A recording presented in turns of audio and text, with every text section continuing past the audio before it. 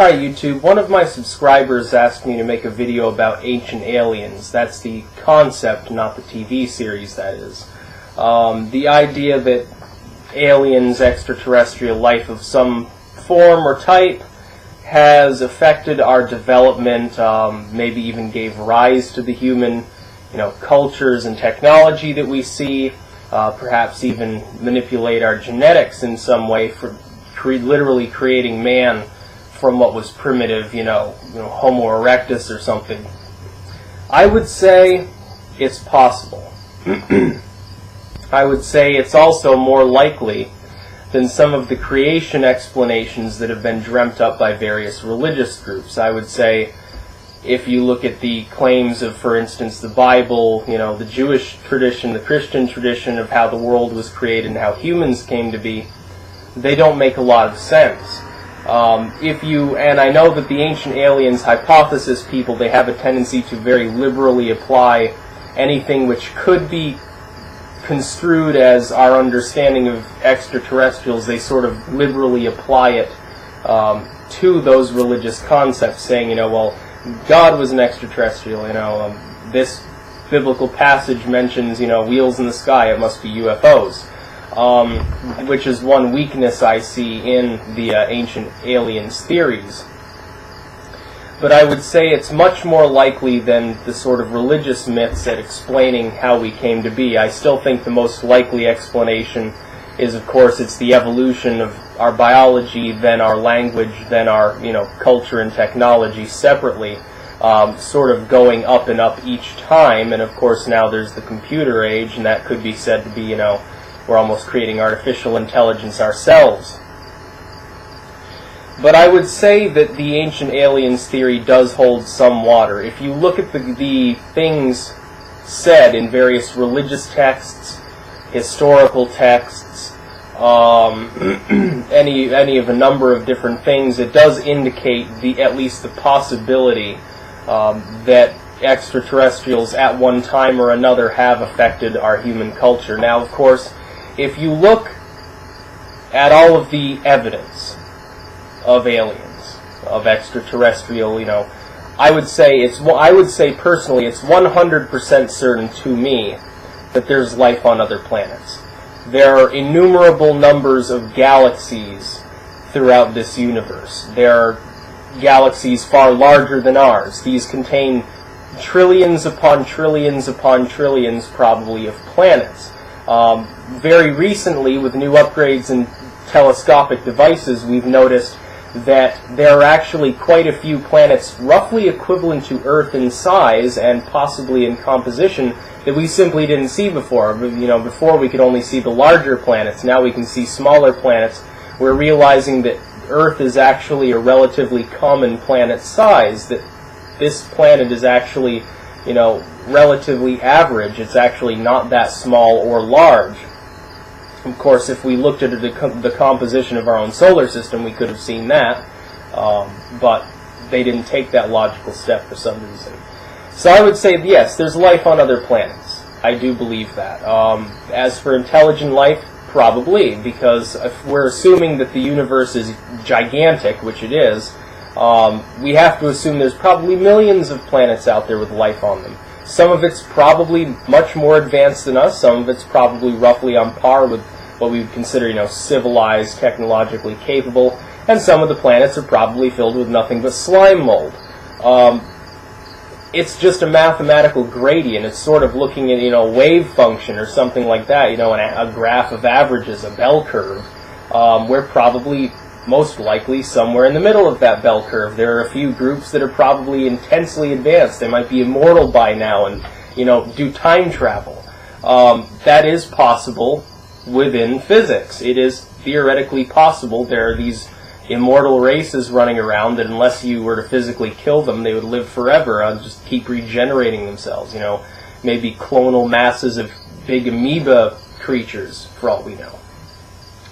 But anyway, the idea that they've interacted with us, I'd say, is also possible. If we assume that there are alien groups that are more advanced than us, and if we assume we're roughly average, we'd make a good test study for, biological purposes. Maybe our planet has some resource that's scarce in their particular sector, and they just decided to have us mine it for them, as the Sumerians with the Anunnaki myth suggest, that the gods sort of came down and made man to mine gold.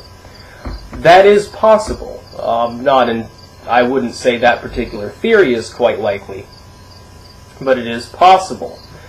I would say more likely what we see in human culture may be the result of extraterrestrial contact. It is quite strange that thousands of years ago, with stone and copper tools, humans were making things like Stonehenge or the Great Pyramid or the pyramids of the Mayans or any of these other structures.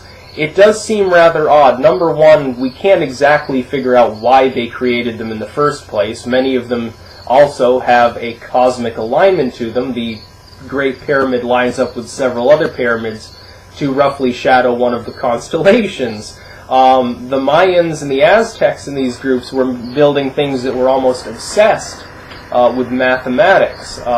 Number one, how did they develop such an obsession? And number two, what possible purpose did it serve them? It serves no utilitarian purpose whatsoever. We have to assume that it's spiritual, but where did spirituality come from? Now, of course, some people would say it comes from psychedelics. Well, that still doesn't explain why it extrapolated itself into mathematics. It seems possible that that comes from extraterrestrials. Not certain, of course. We can't know for certain. But if you look at contemporary evidence, look on YouTube. There's lots of videos of, unidentified flying objects, unidentified submerged objects in some cases. Some are obvious hoaxes. They're CGI animation. Some of them you can't debunk. It comes on the news every once in a while. With this recent Arizona dust storm, they recorded two weird silvery objects in the sky that were essentially lifting slowly off the ground, and then one of them zoomed off roughly in a diagonal direction. Now, you would think that during a dust storm there wouldn't be that many planes taking off and landing, and they weren't military planes, and we know that for a fact. So what were these objects? We can't know for sure. Maybe it was just debris. That's possible, but their movements suggest otherwise. So there is contemporary evidence. People have seen extraterrestrials. People have seen craft that they believe to be of extraterrestrial origin. I find it slightly funny, and I'll digress slightly into my own anti-religious nature here.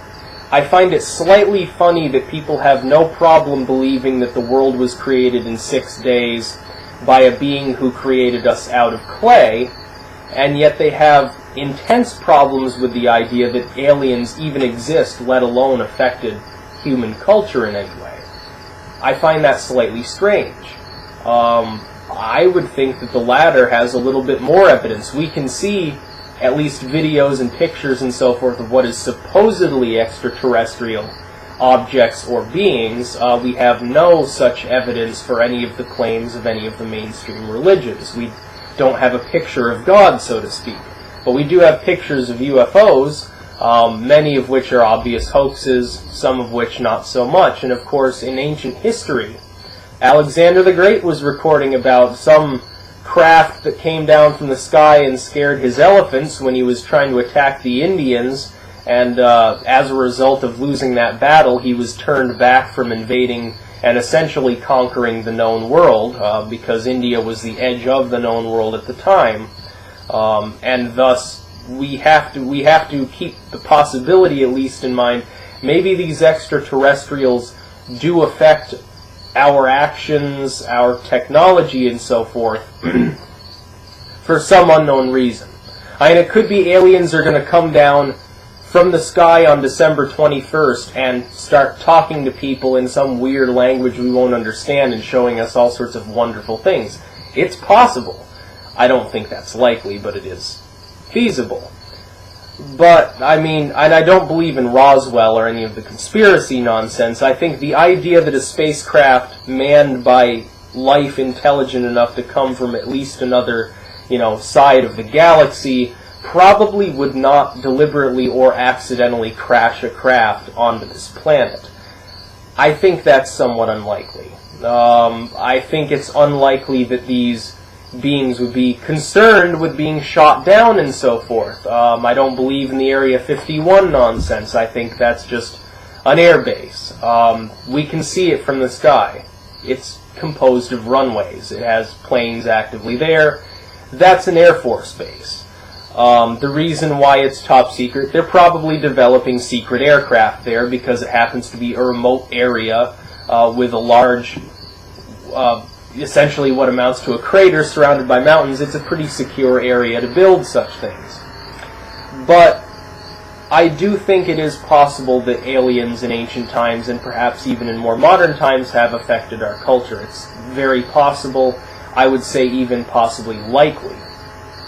I think it's likely in the future because, obviously, life on other planets, as I said, almost certainly exists. I think it's likely we will have contact with those beings when we're ready. I think they would predominantly be waiting for several things. Number one, to see if we become a little less warlike.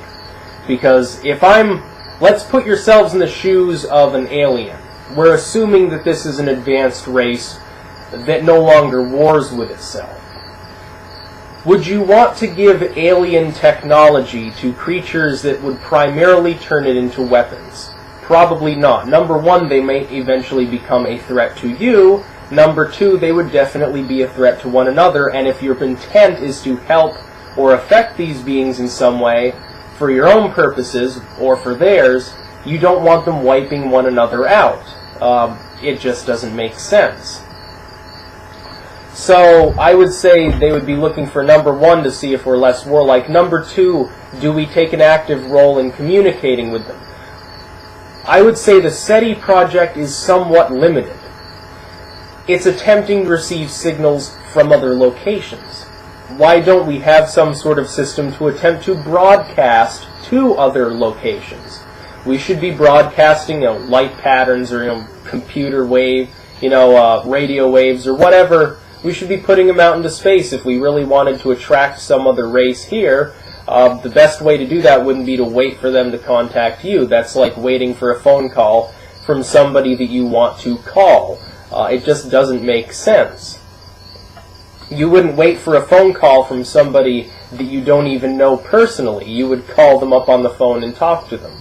SETI is a little bit, naive in its construction. It's assuming that somebody wants to contact us and or has some, broadcast going on to find us, but where's our broadcast to find them? So that would be my take on SETI and all that nonsense. It's probably not going to be fruitful and is a waste of billions of dollars of taxpayer money. The roots of the space program. Oh, well, aliens might be out there. We want them to ally with the United States and not talk to those Russians and become communists. In a way. But anyway, yeah, I think it's likely that aliens have affected our technology. And if you look at some of the things the ancients created, I can't remember the name of the place, but there's one particular location on some island. They have these weird H-shaped blocks that are completely incised. They're absolutely perfect angles. You can tell they were literally machined. You could not create that effect with stone or even iron tools. How did they get there? And there's one city over in India, or Pakistan, I can't remember, that appears to have undergone some sort of nuclear blast, dating back several thousand years. Where did that come from? Literally, the material of the walls of the structures has been glazed by high heat. Like, there was obviously an explosion there of some sort. There's no geographic evidence that a natural explosion occurred. Where did the explosion come from? And of course, local folklore suggests that it came from some figure called Garuda, which they identify almost in a way that makes you think it's some sort of aircraft. I could go on and on. I could make like a 20-part series to this, but unfortunately I can't. But you should watch the Ancient Aliens documentaries. It is somewhat interesting, the things that they've found, and does lead one to wonder if indeed extraterrestrials had something to do with human culture, as I think it's probable that they have. Really, life probably is on other planets. Therefore, it probably at least has the ability to get here, and probably, therefore, does.